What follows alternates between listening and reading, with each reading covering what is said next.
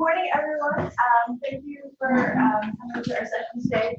So I'm going to be talking about creating a Biosketch. So how many of you know what a Biosketch is? How many of you have written one before? Just some people. So hopefully I'll have some tips for people who are looking at me like, what are you talking about? And some for, and also some help for people who've done this before and things that you haven't heard before. I've got some handouts with links if you don't have one, and pass them around. For those of you on Zoom, the links are posted to the top of the chat function. So hopefully you can get them that way. So Biosketch is the NIH's version of a curriculum vitae or a resume. It is not actually officially called a Biosketch, but that's what everyone calls it, so I'm calling it too. It's actually called a biographic sketch, so pretty much the same thing. And even if you're not writing one that is for the NIH, there are some things that you can do that are general to presenting yourself in the best way possible for whatever kind of way that you do this, right? Because if you're applying for a corporate job, you probably have a shorter resume. If you're applying for an academic job, you've got your as long as possible CV. The Biosketch is limited to 5 pages, so it's sort of in between those. The other thing I should say is I have 2 slides, including this one. So I'm expecting, I have some stuff to show you, but I'm expecting you guys to ask questions, make comments, particularly those of you who've done it before and you have any issues, written one of these before, or any tips that I don't know about, please feel free to let me know. Okay. So here's my slide, which is exactly the same thing as the handout. So it's basically just some links and things I wanted to show you. The top link is looking at the NIH's version of the Biosketch format pages, instructions, and samples. So if you look here, there's 2 versions. There's a fellowship version and a non-fellowship version. Really, the only difference that I see between them is that if you're doing a non-fellowship version, the last section is about your funding, and if you're doing a fellowship version, the last section is about your grades. So those are pretty straightforward sections. The rest of it is pretty much the same. So if you can see here, you get the blank format pages. So these are just Word documents and with the blank template. And you can see that you get your information, your ERA Commons username. So if you don't have one of these, get one, please. I know we've said this a couple times, but the last thing you want to do is be almost ready to submit a grant and have OSP tell you that you're going to miss the deadline because you don't have an ERA Commons user. Then you have your education and training. If you are clinical, this includes all of your clinical training as well as your academic training. Personal statement, positions and honors, contributions to science. And then this last one is additional information, is either research support or scholastic performance. Go back to fellowship one. You can see that the difference here is really that you've just got this blank table that has that is for your grades. The instructions are not terrible, but they're typical NIH instructions, so they're not necessarily easy to parse. They do have a couple of examples, which is nice. So a predoctoral and a postdoctoral fellowship Biosketch. Questions about that? Okay, so that part is not super exciting. So I'm going to show you the versions of the fellowship. Sorry, instructions. This is a little smaller. Okay, the predoctoral fellowship. Here we go. Because I'm also going to show you one of my recent Biosketches. I want to show you both because I know a lot of you are trainees, and I don't want to make it seem like you need to have your Biosketch look exactly like mine, but I've been doing research pretty much full time for 17 years. So it's what you're going to put on there is a little bit different. But I do want to show you some things that aren't on this book, that are online. So you can see there's a personal statement. You know, it's a longish paragraph that talks about sort of who you are, why you're the right person for this. This should be, this personal statement should be different for each grant you put in, right? So some stuff is the same. You know, you're not necessarily going to have a different, talk about your training differently for different bio sketches. But, you know, if you want to say, okay, why am I doing this particular project? Why am I the right person for this particular project? You want to have that project in there. So one example, I'm, you know, epidemiologist, I mostly do vascular disease research. I do some other stuff as well. I put in a community health scholars pilot, which is for people who have not previously done community engaged research to do that for research. Partnering with an organization that does sewing programs around Birmingham. So there I talked about the fact that I sew and I knit and I do other stuff, right? That is not unusual Biosketch, but there it really doesn't matter because for a community engaged project, it matters that I sort of know what people are talking about when they're talking about their sewing. Make sense? Yes. I was just going to add to that about the personal statement. Very often, as you go on in your academic career, you'll get an email from someone like me saying, hey, we're putting in a grant for this international P32. So can you please highlight your international experience, any international trainings you had, any lectures you've given internationally? That is the part that people will ask you to change, just like Dr. Levitan said. And we know it's kind of a hassle, but you can't really expect someone's admin to do it for you because they don't really know if you knit or things like that. So. Right. So the other thing related thing like that is that you want your mentor's Biosketch to talk their personal statement to talk about you or your project. If it doesn't, it's totally okay to email them and say, hey, would it be okay if I add this sentence to your personal statement or something like that? Or would you be okay if I, change this and then send it to you for approval? Is this for the Biosketch that they're submitting with you in the same process? Okay, so it's not just any mentor you've had. No. Right. So it's like if you're submitting your Biosketch, say for postdoctoral fellowship, and your mentor's Biosketch will also go in with that, and your mentor's Biosketch should say something about you and your project. But no, not like your mentor should always talk about you and everything that they do. Sorry. No. That's what I was going to ask. Okay, sorry. Be clear about that. That's a key point, though. You got to make sure your mentors know exactly what grant you're submitting. Yeah. Right. The name of the grant that did say K23 or something to this organization. I'll be the mentor on this grant. So they're trying to say, I am committed to that. Often in the first few sentences, right, that they say that outright, and so that way the NIH reviewers are like, oh, this person knows that they're a mentor on this grant, and you'd be surprised that some just put that out there without even saying that. So the reviewers don't get that concept of, they don't realize what their role is on this project.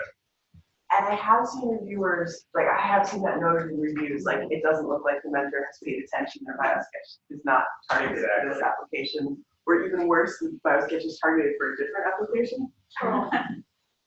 So always worth taking a look at what people send you and making sure, and it's fine to ask politely, of course, if you could make some edits, or if they're willing to make some edits.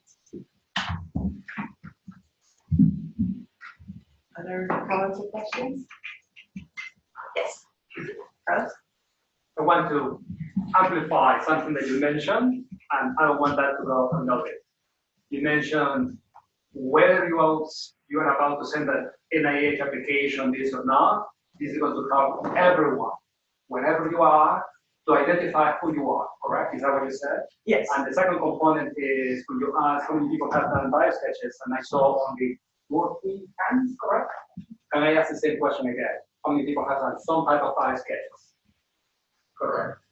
Everyone else, and this is my planting the seed, should create one, whether you need it or not, as an exercise to discuss And the Biosketch could be 1 or 2 lines for your Twitter handle, and I'm looking at some of the people who are sitting here, to all the way to the NIH format. And the main purpose is, as you do the exercise, it helps you sort of say, who am I? What do I want to do? All the way to NIH to something before that. That's going to be really helpful that time. So thank you for emphasizing that. So, right, so I'm talking specifically about NIH format, but in general, sort of being able to say clearly and in a way that's powerful and meaningful, like who you are and why you should be doing what you're asking to do. Like whether it's apply for a job or get a grant or whatever is a very important skill. And with I'm interested in your insight on what NIH says is the personal hardship that goes into the personal statement. I've read some of those that existed from people that have supplied notes to me about, well,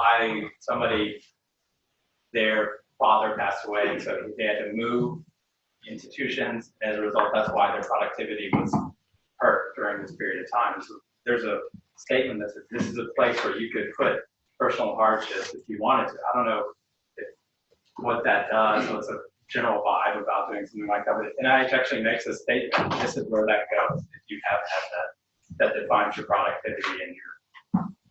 Right, so thank you. That's a very good point. Thank you for bringing that up. I've seen that, but I didn't even think about discussing it this morning. So right, so that is something that NIH is trying to be inclusive and to help people who, for whatever reason, have had some sort of gap or lost productivity for some hardship. And they say you can put it here. I think that it's a tricky thing to be able to figure out how to write it. I think that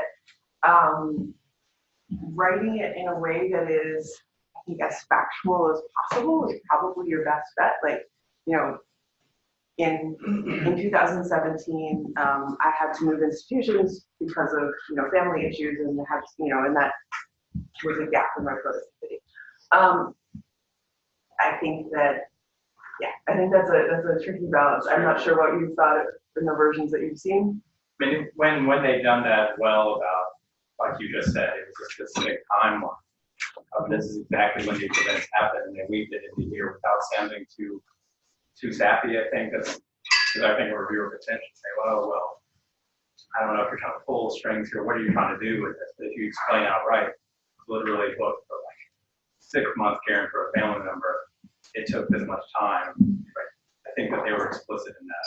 And I think also,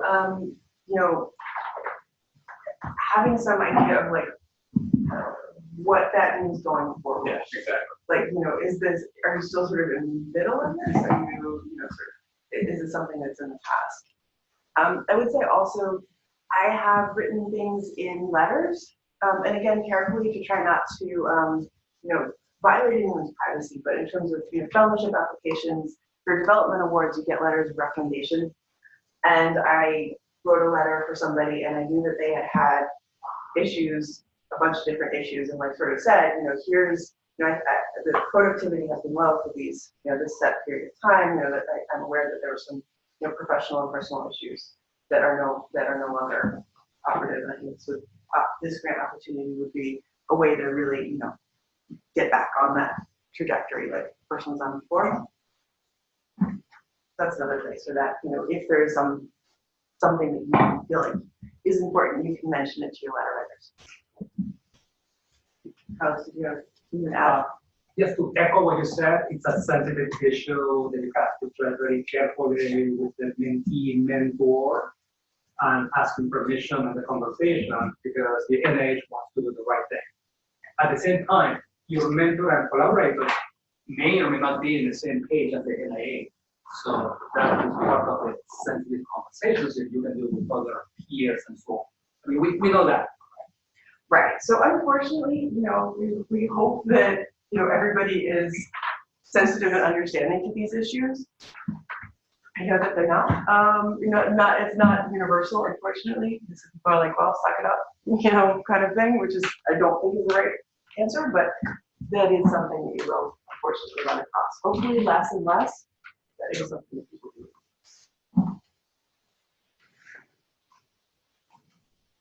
Yeah, so this is really telling a story, right? Your personal statement is telling a story about who you are, what you want to do, why you're the right person to do this, right?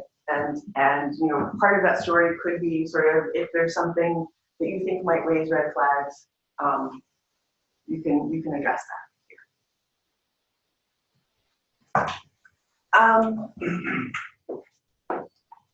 You can add up to 4 publications in this section, right? And these are going to be sort of the top line publications. You don't have to add these publications. And I will say about half of the biosketches I add publications here and half no. I don't have any real reason why I do one versus the other, except that sometimes I'm, you know, saying something specific about the project, and if there's like papers that I think are really, really directly related here, I'll put them here. Otherwise, I put them later down. So I don't know that. Does anybody have strong feelings about whether the done this before publication should go here or later? Both. Both. I think you have, maybe you know the rules about there being in the top 4 and later presented in your contributions. I think you can. You can. So there's nothing to stop you from. So okay. So you get. Show you the next piece, which is the piece about your contributions, which is where you can put more publications. So you can have up to 5 contributions, and each of those contributions you can have up to 4 references underneath it.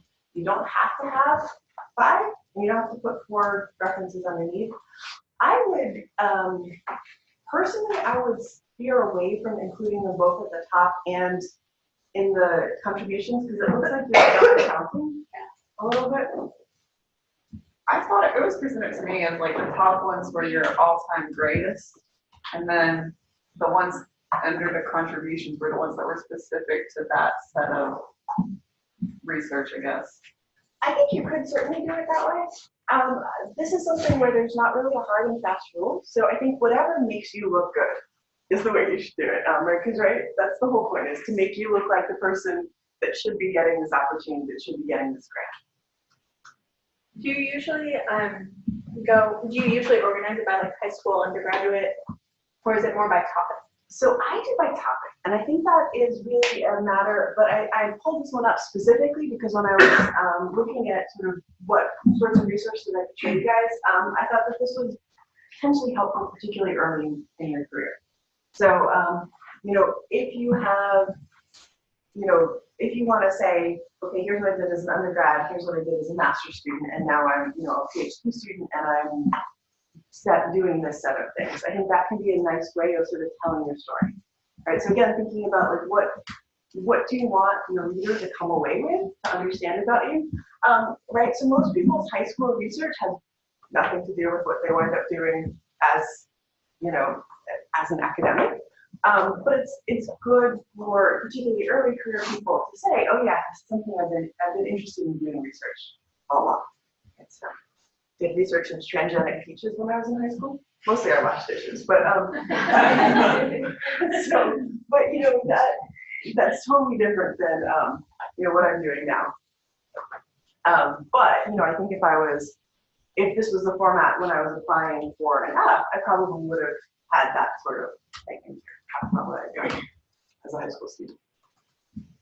For the first part of the several publications, I always try to show the collaboration with the PI or when the publication related to the research topic. Right, so that's a good point. So I think, you know, if you're talking about particularly up at those top set, so under your the publications that you include under your personal statement, if you want to demonstrate that you have a relationship with the PI, that's a good place to do it. And underline or bold, I don't know if your thoughts on aesthetic, but so I care about the aesthetics, and so I'll show you some of the stuff that I've done. Yeah. So, but you can use underlining, bolding to make a point about, you know, to draw the reader's eye to particular aspects of your application. So this one, right? So this one's organized as high school, undergrad, graduate, right? And you can see, right, this is the NIH example. It's not like this person has hundreds of publications, right? They have a handful, and an impressive handful, but it's not. This is meant to be something that a template that's usable for people at all career stages, and it was actually designed in part to hopefully help people who are earlier in their careers, because they get this narrative part about what it is that they're doing and why it's important, right? So this contributions to research narrative section. That came in about 7 or 8 years ago. Before that, it was just a list of publications. So the idea here is that you can really talk about why these are important and how they're relevant to your current project. Do a lot of applications have high school? Like in high school, I was not thinking about research. So am I at a disadvantage if I don't, and even in undergrad? Yeah. So like research hasn't been on a part of my game plan for a long time. So No, it's not like you have to say since I was in kindergarten, I wanted to do science. I just didn't know like if it put me at a disadvantage, compared to people who did have this long thought out. No, I think the trick here is really thinking about what will show you to advantage, right? So I don't know what if you don't mind me asking, what is your background? So I'm a nurse, and my goal was to be strictly clinical. Did not realize that I would have an opportunity to pursue my PhD. I did not realize, this sounds silly, but did not realize you could study health systems and how that, and healthcare work environments and how that influences nursing outcomes and patient outcomes. Had an opportunity to pursue my PhD and knew I wanted to teach. So to teach in the nursing school, a PhD would be great. So I went for it, and obviously, this is just all kind of falling together. So yeah, but now I love research, and I don't necessarily want to teach, but I want to do research. So but it all kind of, I don't know. I don't have this great research background, is all I'm saying. So my mom is a phenomenal grant writer. Unfortunately, she's not a scientist, so she's not very helpful for me in the sort of nitty-gritty of writing grants. But her thing is always, it's all in how you tell it, right? So you can say, okay, I went into this with the idea that I was going to be a clinician, right? I was going to be a nurse and work in the clinic. As I got into the clinical stuff, I started realizing these issues, health systems, and here's what I'm doing and where I'm going, right? So I think it's just telling your story in a way that kind of brings things together. Never want to lie, I would absolutely, but you can leave out the parts about I didn't know, right? Just because that doesn't sort of telling it as a story and leaving out the sort of side parts can make it sort of a compelling reason that we should fund you to continue your research. Right. So things like technical assistance or contracts or evaluations or things like that you don't necessarily publish, but that are a part of your portfolio, if you will. How do you incorporate those? So that's one of the things that is specifically allowed in this new format, because it used to just be publications. And now if you have, say, a white paper, if you have a report that you did for a state agency, particularly if that is something that's publicly available, that is something you can cite. If you are developing methods for technical methods, a lot of times those will go into an R package, say, so software, you can cite that. So I think that, again, thinking about, creatively, you can pull in not just peer-reviewed publications, but things that are not peer-reviewed as well. So, for example, I was talking to someone about the Biosketch who had done some reports for the World Wildlife Foundation. That's definitely something that would be impressive. Depending on, you probably want to explain that a little bit in your narrative, what that is and why it's important. Peer-reviewed publications, particularly for NIH reviewers, they're going to know what those are, and that's sort of the currency. You have to kind of sell them a little bit on why other things are important. But I think that you certainly can. You can also include abstracts. You want to include recent abstracts, right? So if you wrote an abstract 5 years ago and never wrote a paper, probably not. If you presented an abstract couple months ago and you're working on the paper, absolutely you can include it here. You know, if you are in a field where conference presentations or conference papers are their sort of currency, so like computer science is one area where that's true, you can include those in.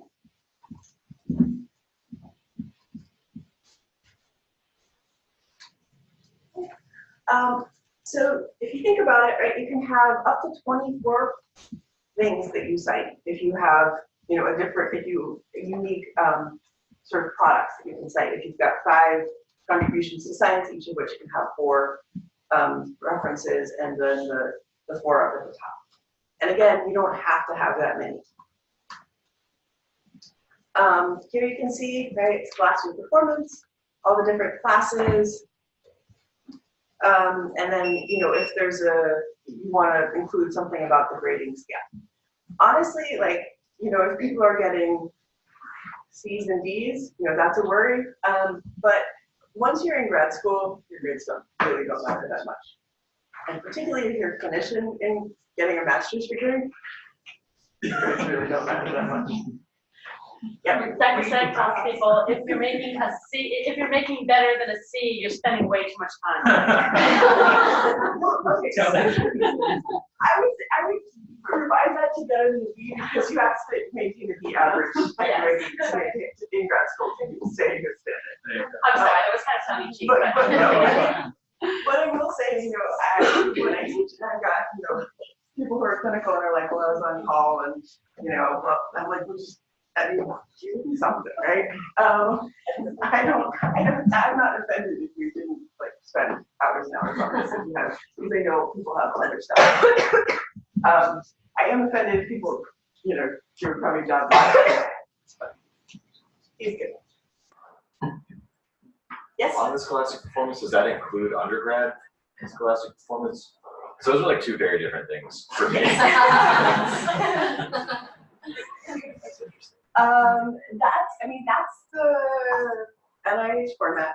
I mean, I will say, like, I don't think if you did not so great in undergrad and then you did well in graduate school, you know, I'm going to look at the grad school grades a lot more closely. And, you know, we do that with admissions to our PhD program. You know, if somebody did not so good in undergrad and then did really well in their master's, we're going to look at their master's grades.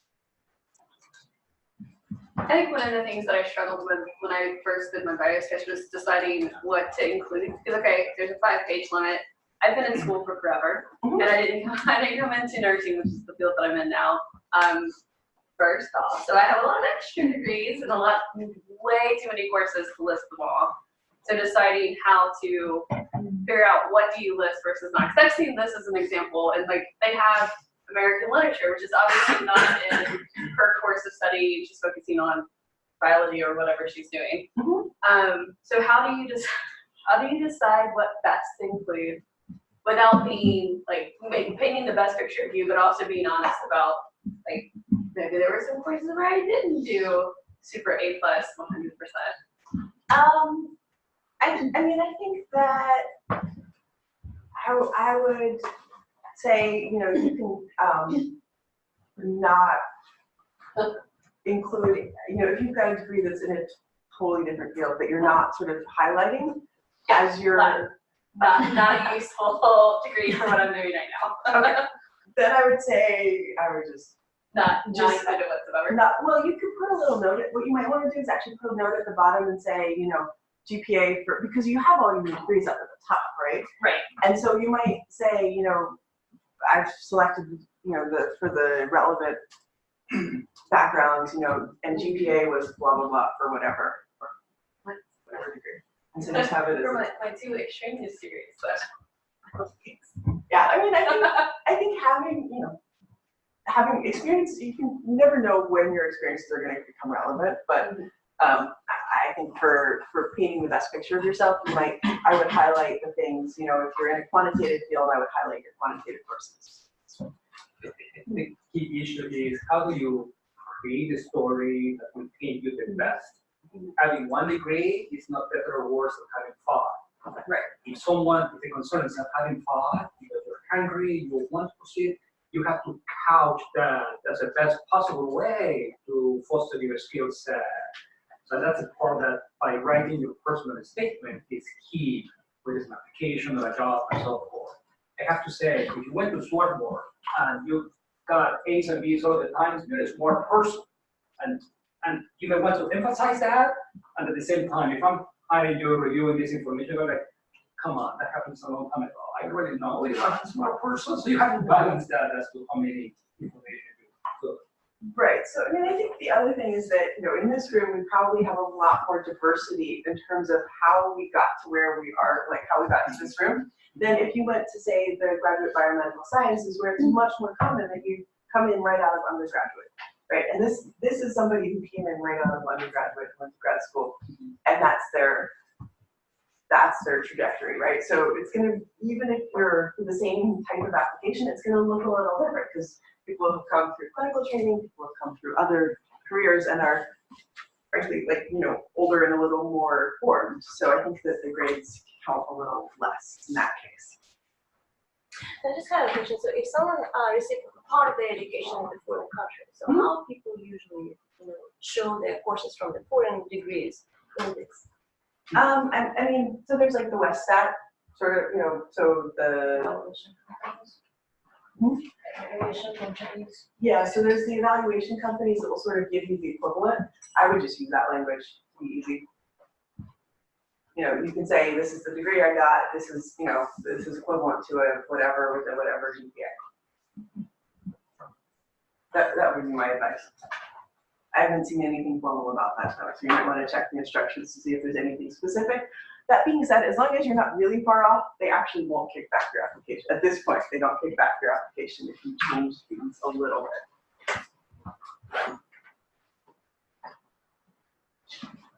bit. Other questions, comments? So we sort of skipped over the middle, right? So we went from personal statement to contributions to science. You also have positions and honors. Right, so again, you're sort of, what's your employment? That's pretty straightforward. Professional memberships, and then honors. Honors include things like diversity supplements if you've got a loan repayment program. Other things, you probably want to start pruning, right? So you only have 5 pages. So no matter if you are, you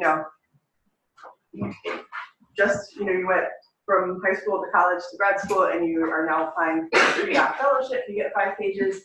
If you've been doing this, if you've been in the field and you're CZO for like, 60 years, you get 5 pages. So you start wanting to prune things back. And the farther out you get from high school, the less you want to put in about high school. So you're seeing some people who are like full professors talking about high school honors, and that is always a little weird. Anyway, but I would start sort of at college and go from there in general. Questions?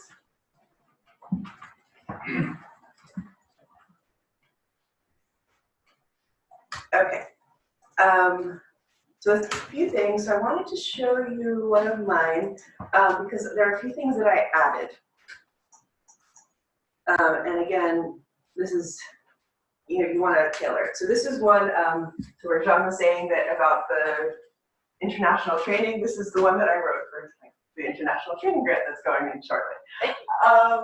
And so you can see, right, I've got sort of what I do. I'm focusing up here on mentoring, so talking about this program.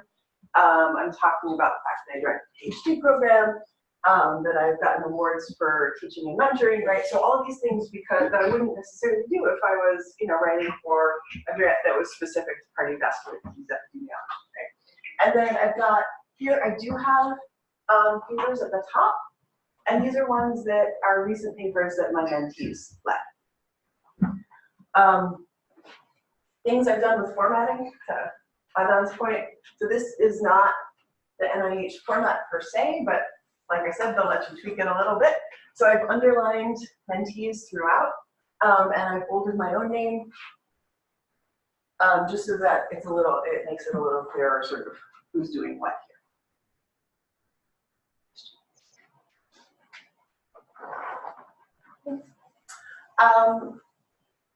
The other thing is there are hyperlinks, and I'll show you how to do this in a second. As an NIH reviewer, you're told not to click on any hyperlink other than ones to the NIH controlled websites. In theory, you could sort of embed code into your Biosketch, and if you sent it to, say, your faculty page, where you could then trace it back and figure out who your reviewers were. You don't know that anybody does that. Maybe they do. But as a reviewer, you're told not to click on hyperlinks. But these are okay.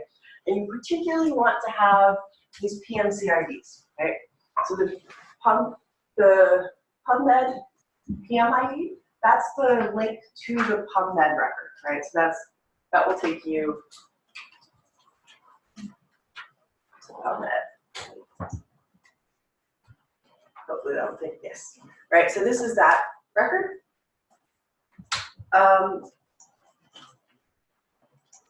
The PMC ID takes you to the full text. And, whoops, it should take you to the full text.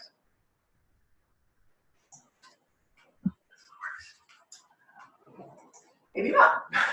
Anyway, but NIH requires public access, right? So you need to make sure that you are in compliance with those for anything, and in particular, anything that you put on your Biosketch should be in compliance. Yeah, the VA will not let you do any links throughout your entire career development award, except for the one link in the Biosketch that links to your publication. Right. So the universal link. Actually make it a hard and fast rule that your application gets kicked back if it finds a web link in your figure or in your text anywhere, then your entire grant gets flushed. And so then it actually says you can't submit this thing until you remove the hyperlink. Except for in the Biosketch, they won't let you do this. I know this because I submitted one a few months ago that I didn't know a website was on some kind of extra piece, so I had to delete that website. But the government can, parachute through the window and adopt you or something. So everyone should be including those two things in your CV, no matter what you do, because that's what's going to be required in the future.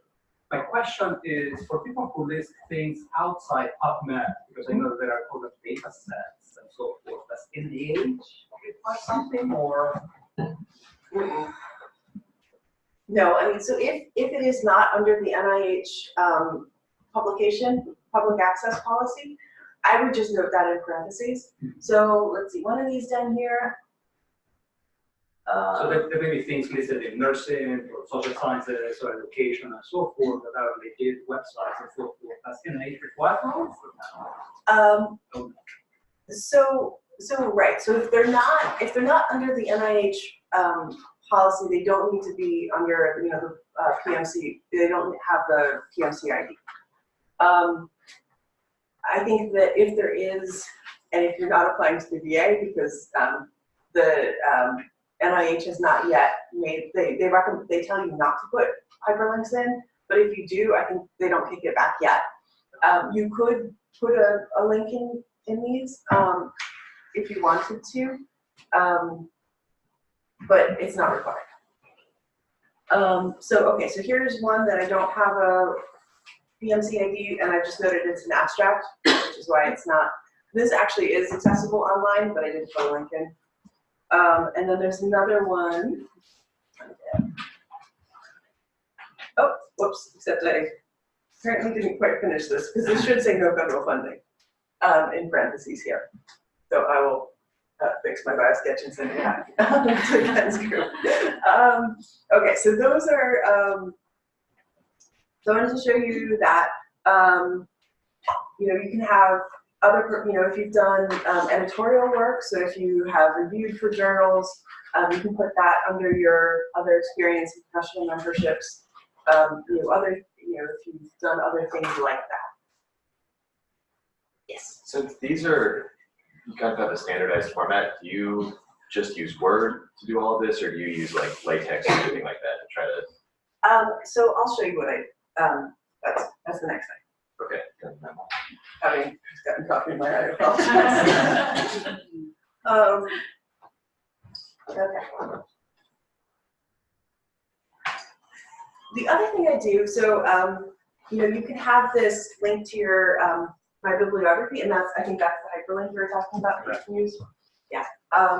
So you can have, so the NIH format says complete list of published works in my bibliography. So my bibliography is part of the PubMed series of tools. And that's what they want you to use, right? And here's the link.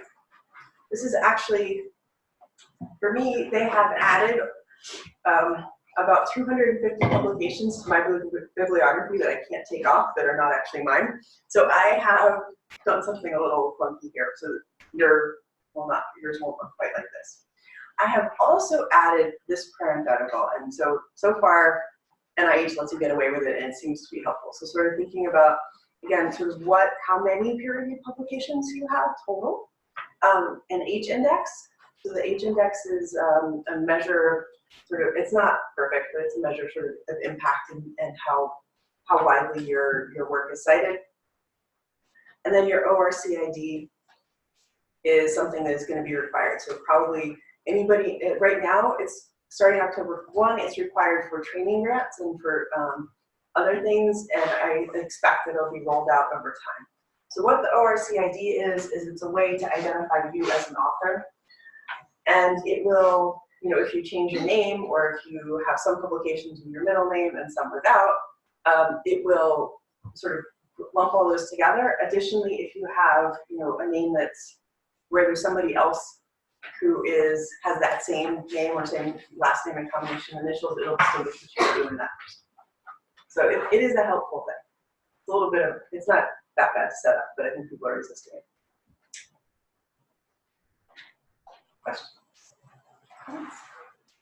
Does it just keep track of everything that you publish? Are you the one submitting everything that you publish to this site? It is semi-automated. So what I have done is, so you have to sign up for it. It can go out and it can call for things and say, is this you? The other way you can do it is if you have a Scopus account, you can link it to your Scopus author ID, and it'll import all of your publications from Scopus. Or I think also perhaps from my bibliography. All these things are sort of shifting. So, like looking at this, it's changed in the last couple of weeks in terms of exactly how those linkages are. And they say, like reviewers will say, your NCBI links to X number of publications. I've had that in a review. Mm-hmm. This links to X number of publications. How many were first authors? The reviewers are looking at that. Yes. And they're tabulating that. They're counting that towards your candidate scores and your sort of evidence of contributions and that kind of stuff. So if they use this, you just think it's an added part of your Biosketch, but they'll actually click to it. Yeah, people will, particularly for trainee applications, to see like, okay, so you're telling me that you've got 20 publications. If only one of those is first author and the rest of them are somewhere in the middle, like that's not the same as having 5 publications and 4 of them being first author, right? So I think that people are looking at that. So make sure that this is up to date. Your my NCBI, my bibliography, because that does not update on that. Okay.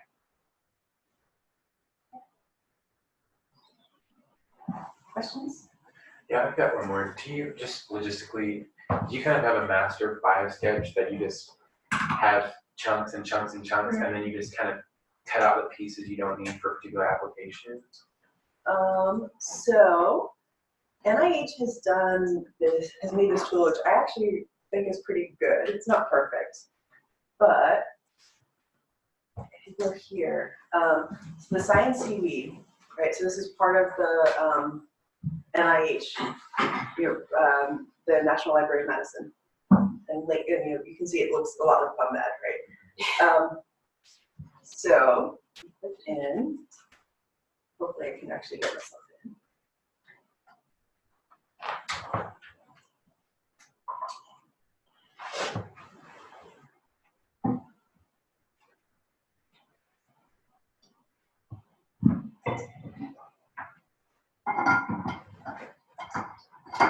Okay, so this tool will actually make biosketches for you. And so if you log in here, right, you can see I've got all these different biosketches. So what I can do is I can say, okay, I want to create a new biosketch.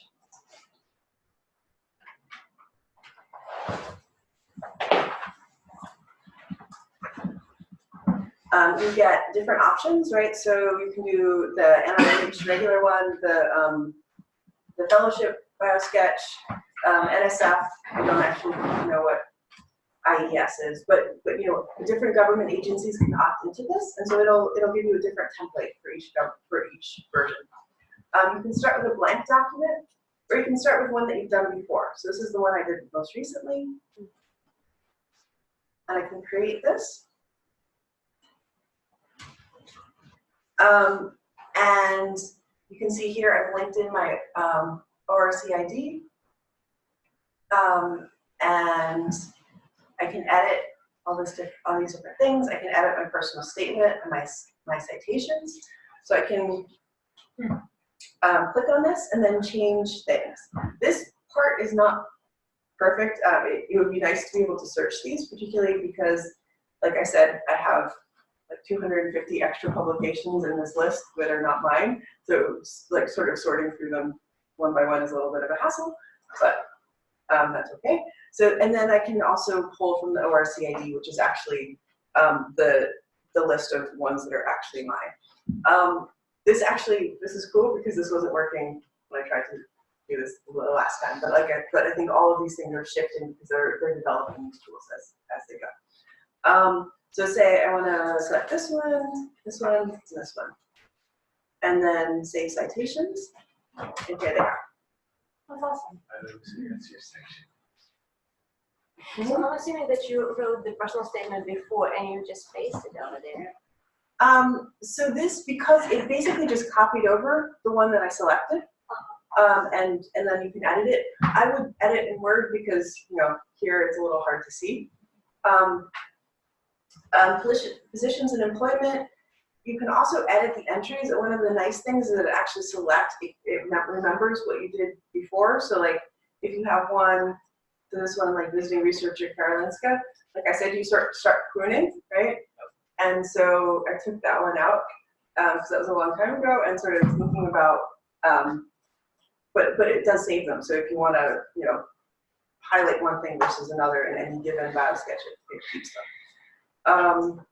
I think, yeah, I've got a lot more here. So here, if you are a member of the different centers at UAB, right, that's one of the things you can list on your biosketch. I'm a member of a bunch of different centers, many of which have nothing to do with the, you know, any given application. So you can see that, right, I don't have my Healthy Comprehensive Center for Healthy Aging on this particular biosketch. But the system remembers that it's there, so I don't have to type it in anyway. Okay, so, and then you can say for entry, and you have your organization, what your title is, and then the, you know, what the time frame is. Questions?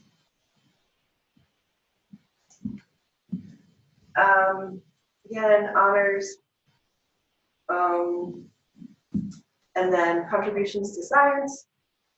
Here again, I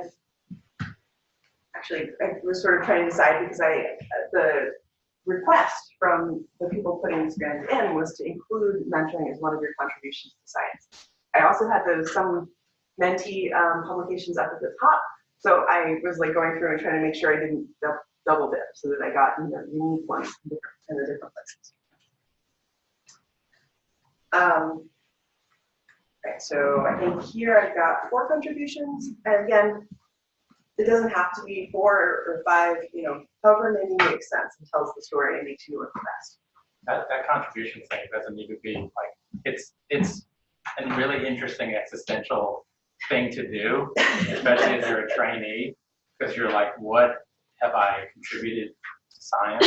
It's a question, right? So you're like, well, I did this stuff in pulmonary, or these things in palliative, I've done this, and it's a good exercise, like Carlos was saying about working through what you envision the next few years in your postdoc's going to look like, or your first couple of years of faculty might look like.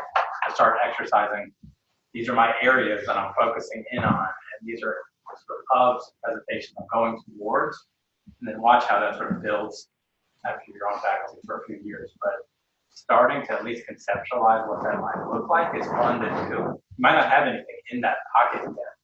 So 2 to 3 is normal for early stage investigators. That's what I've heard. Yeah. You know, five contributions in your full professor, associate professor level to get to that many. But doing this early is fun. Yeah, I mean, having 2 is totally fine. I would not like parse them out, you know, to make them 5. Right? So if you've got like 2 publications in the same field, make that 1, right? Make it a strong 3 contributions rather than sort of thin down 5. Absolutely. Or a strong 2 than That's right. than down 5. Okay. So then you go here and you can download into different formats.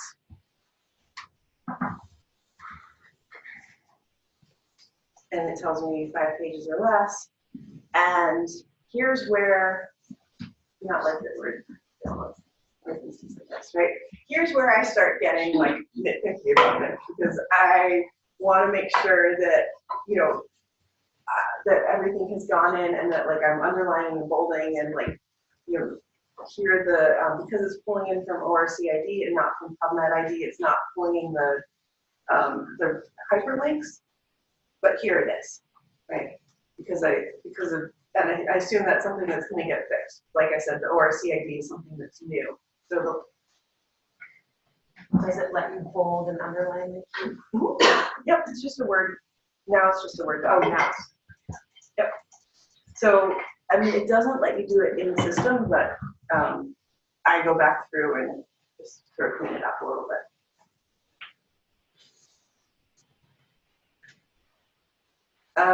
Okay. So I think that this is the Science CV is pretty handy. And it's also, you also need an ERA Commons username and password for that. So another good reason to get one. It will, I think that the idea is that this will become, they're going to keep adding functionality to this so that you can potentially maintain your CV in this. Yeah, I was just gonna ask you, it's kind of hard to juggle, like, okay, updating my CV, updating my Biosketch, updating Which. It's like, I got a million versions on my Mac. It's like, how do you manage all that? Personally, I try and keep my CV updated, you know, as things change. And I just overwrite that document. Usually I do version control, but my CV I just like overwrite. And so I just have one version of my CV and I try and keep it as up to date as possible. With this one, I try, you know, you have to do it new each time. So, you know, I will often have my CV up and be looking at my list of publications and say like, okay, which one of these publications do I think best meets this objective to show that, say, I'm good at mentoring or I have expertise in cardiovascular disease, whatever. So it is a hassle. There are tools and they're starting to link them better. So like the ORCID linking to this is handy. But it's a hassle. Other questions?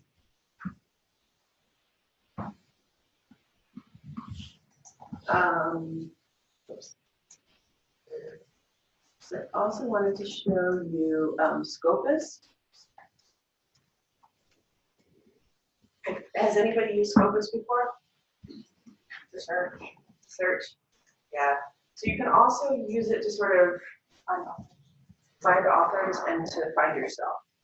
So, oops.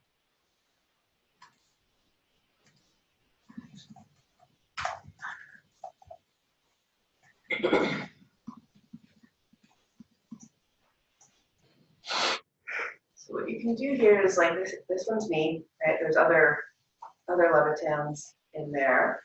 I have requested, you can see that there's a couple of different versions of my name on here. I requested you can do this through the system that those get merged together, right? So I've got all of my papers under one identity. And that this one, who would publish something in 1959 in Russian, is not. Right, so, and they, the system is not that smart, so it did ask me. Thank you. And then you can view citation overview. So this is handy for getting things like your H-index, how many citations do you have? So you can see here's the H-index here. How many citations is also handy if you want to think about, what impact have your papers had. So you can say, click on this, right? So I want to know who cited this. And, in particular, if your papers are being cited in guidelines or in other high-profile areas, like that's something that you can pull out and really say in your contribution to science, I published this thing and it was cited in the guideline, and that's a really nice thing to be able to do. Right? That doesn't happen for most papers, right? But it is, if it is something that does happen, and Scopus will track who cites what. How, I guess, important is H-index? Because I would imagine that, like, I'm working on my first publication now, and it's probably going to be sent out pretty soon, and I would imagine that my H-index would be very close to 0. Right. So for a trainee, I wouldn't put H-index in there. As you sort of move, as a new faculty, you would put your H-index in there, right? Because you're not going to. Right. Because what the H-index is how many papers do you have that have been cited at least that number of times. So 36 means I have 36 papers that have been cited at least 36 times.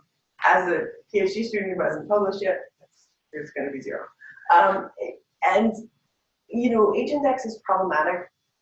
It privileges people who've been doing it for longer, and it privileges fields that have a lot of citations in their papers. That was also what I was wondering.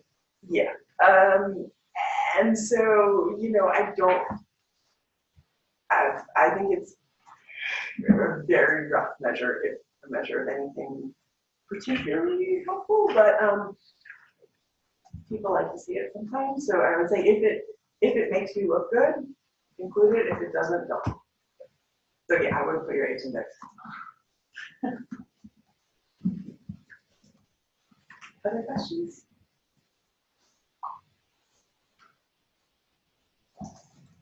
Let's see, how do I remember how to, okay, so I've linked this to my ORCID, and the reason I did that was because that rather than having to add each publication to ORCID, it just pulled them all in automatically. It was nice.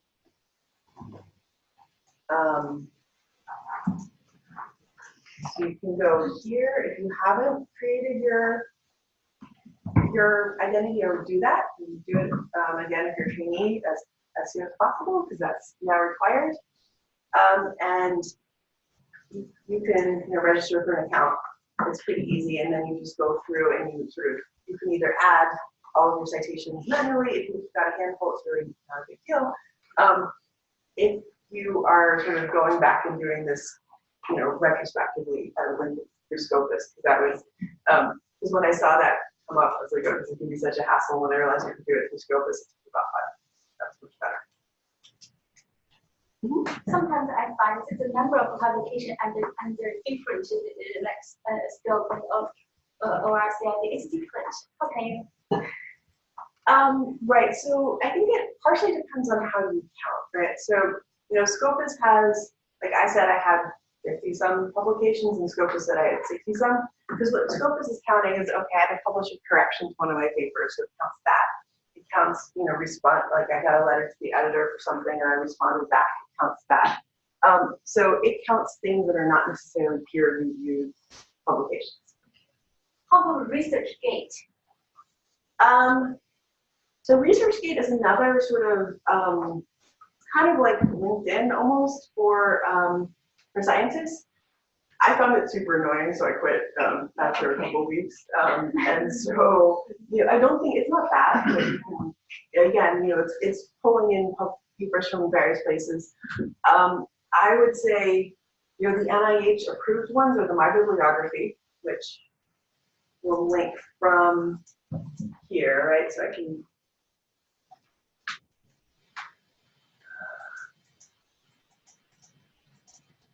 So I would say maintain your My Bibliography and your ORCID, because those are the ones that NIH requires. The other ones, ResearchGate, and there's like academia.com or .edu, and some other things are optional. For me, I was like, I've got enough stuff to maintain, I'm not going to do this. So the other thing is the Google Scholar profile. So, so can you find the H index there? Yes, so you can find the H index under Google Scholar. It's not going to necessarily be the exact same H index as Scopus. Okay. It's the same calculation, but it's not necessarily pulling from the same set of journals. I would say Google Scholar for sure if you're in a field that is like more on the edges of biomedical, because if it's not a Scopus index journal, it's not going to be pulled into that H index. So talking to somebody in environmental health and school public health, is doing things in publishing and engineering journals. Those aren't necessarily going to be in Scopus, but they will get pulled into Google Scholar. For somebody who's more sort of solidly in the middle of biomedical sciences, I would say use the other tools, because you're not, as a reviewer, you're told not to click on a Google Scholar link. So you want to put that into the My Bibliography, because you're just told not to click on this. So people might, there's nothing, they don't stop you except for the VA, where apparently they're a little more ahead of things in terms of scanning your applications, but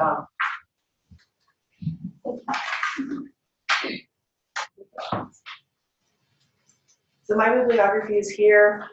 You can add things manually, you can add things, some things get pulled in automatically.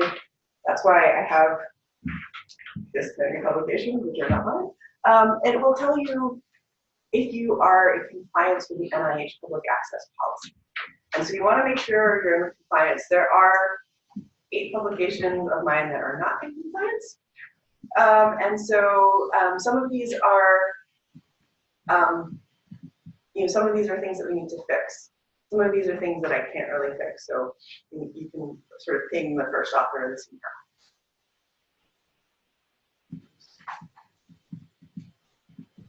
Just one thing to add, when there are some social science journals and, as you say, engineering journals that are not automatically indexed by PMID, but you can still submit that paper to PMCID.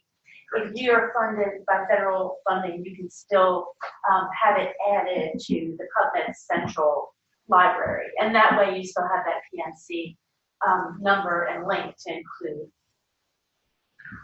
What does that mean? Like, does that mean that the full text is available for anybody? Yep. And you can do that because you're funded through federal dollars? Exactly. And it doesn't breach a contract with a certain journal? Nope, all journals had to, because NIH is because the US federal government is such a huge funder, and because other major funders worldwide have done this, they were stuck. So the way that the journals negotiated is that there is a period of exclusivity for a lot of the journals. So, the journal will publish it, and then I think it's up to a year later, your version can be made publicly available. The other thing that they do is that some journals will only let you publish the pre-copy edited version, right? So if the last version that you submitted to the journal is the version that by law has to be up. But if the journal had done figures or edited your figures or copy edited your paper, they're not required to make that publicly accessible. A lot of journals will do it anyway, which is good, but not all of, but they don't. So what about DOI? DOI? So DOI is a digital object identifier. And it is, so I guess what specific is your question, or do you have a specific question about that? So for the CV, I think I don't know who told me, so we have to include the DOI under each publication for the CV. But for the Biosketch, I just deleted all of the comment ID. I want to save some space. Right. Yeah. So the DOI, do I have it here? No, I didn't see. I guess I did not. So the DOI is like is an identifier for your article. And Just have the full text link. Right. For the paper. So it's the full text link. I include them. So if there's a print journal, I include the reference to the print journal. If it's an online only, I'll include the DOI.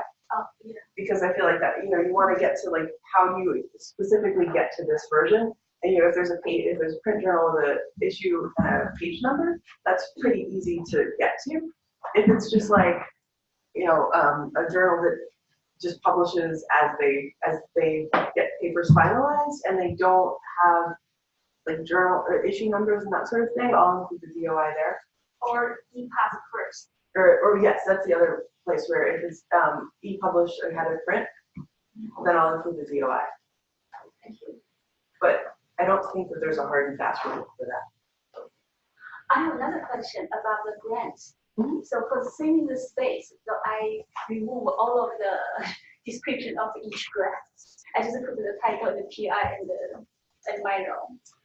Right. So here, this is optional. Like so, this is not required. This is not required to be a comprehensive list for your additional research support here. I think that if these are grants that are related to what you're doing, right, so if you're, then I think it's worth including a brief description. I have formatted. So here's the format that I like. And again, I worked in publishing before I went to grad school, and so I like get into the nitpickiness of this. And so, this is what downloads from the NIH, from that My Science Suite. And you can see that it's got like a bunch of different things. It also has an updated, change in PI. So, some of the stuff I'm sort of going through and fixing. And so I have reformatted this to pull things up onto, so that it shortens that section. I would include One or two sentence description, particularly if it's relevant. If it's a grant that's entirely irrelevant and you need space, you can delete that. You don't have to include every single source of funding on here. And then in particular, you can have your completed research support. This is nowhere near a full list of my completed research support. I had taken off my F32 because I was like, that was a long time ago. And then I got a grant reviewer who said, well, this person never had an F32. That's not true. So I put it back on. Yeah.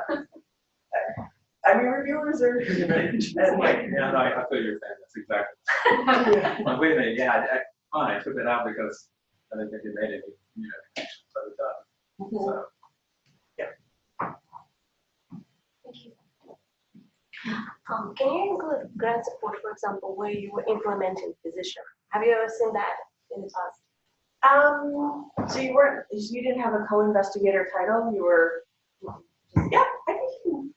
And again, if it's something that is going to add to your story about why you're the right person. So if you were, an interventionist in a trial, sure, and it's related to the work you're currently doing, absolutely. Don't see anything wrong with that. Yeah, I've had that discussion too about were you a co-investigator on No, that that's not study? in Russia. I was implementing physician actually in a trial. I mean, it'd be interesting to see what your PI or your primary mentor thinks about. If you were drawing support for that, if you had actual salary support or something like that, that's often put into some of these sections that you're getting some funding to be an interventionist. So if that's the case, that supports that there versus some people just are on the study as fellows or something like that. That might be a little tricky. So I used to have to update some of the physicians' bio sketches. I've never written one myself, but I have had to update theirs with that. And at least for like digestive disease, a bunch of pharmaceutical trials, whenever they would update their bio sketches, they would include times that they were paid on a project, even though they weren't a like co-author or co-investigator.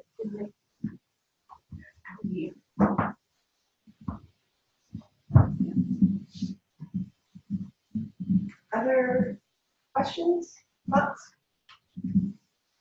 This is going back a little bit to one of the personal statement, but with like a career development award and candidate background, how distinct or different is that supposed to be from personal statements with Biosketch, or you just kind of find it all the same? Overall, same story, slightly different. I would say same story. You want to have talking points. And your candidate section in a career development award is like 6 pages-ish, right? So you want to hit like the topic sentences in your personal statement. That would be my recommendation. You don't want to sort of include stuff here that isn't in your candidate statement, because then it will feel a little confusing. Okay.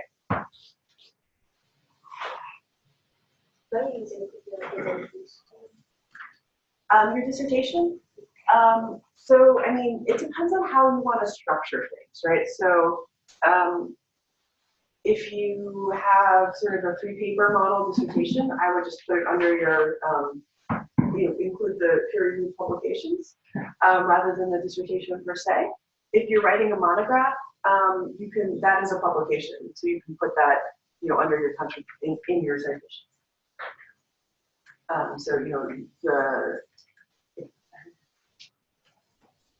I think it depends.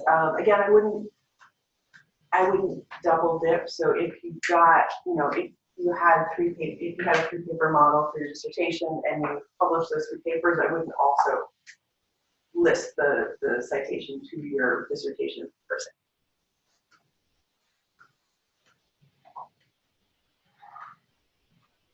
Questions?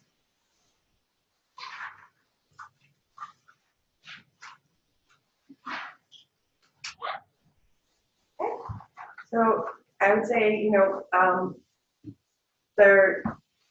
it can be kind of painful to write the personal statement and the contributions to science, but I think like Carla said, it's a useful exercise to think about who do you want to present yourself as for this particular application, and what is it that you bring of value?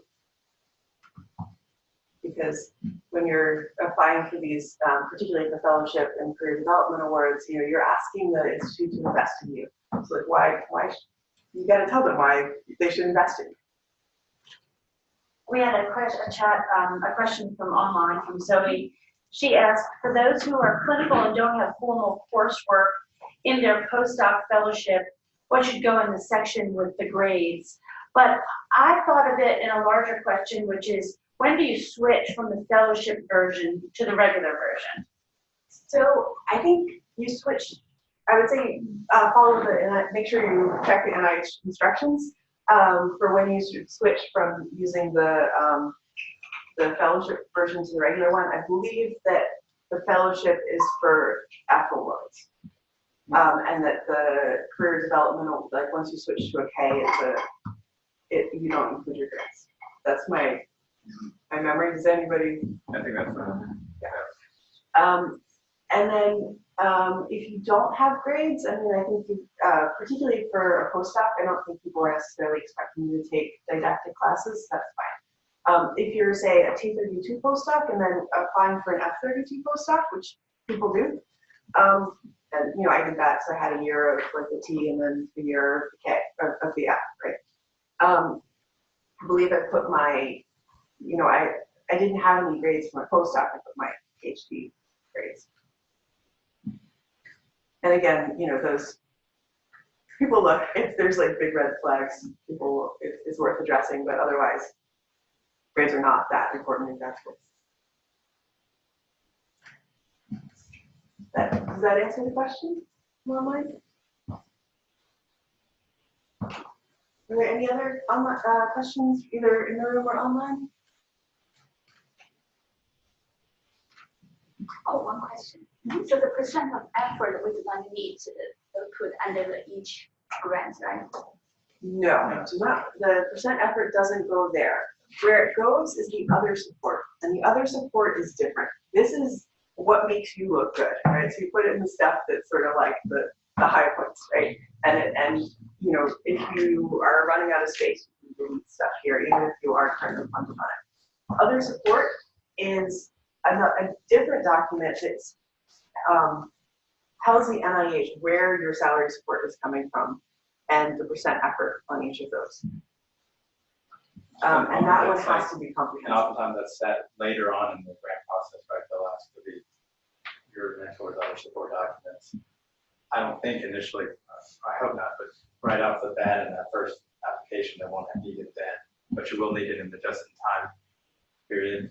So that's just to make sure you and your mentors aren't obligating too much time away from research, especially your mentors. If they're on 20 different projects, that might make NIH a little concerned that they can commit that time to you. Yeah, exactly. So the other support comes generally with the just-in-time information.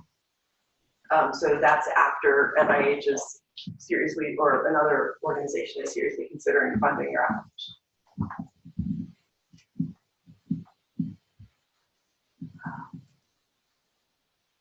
Other questions?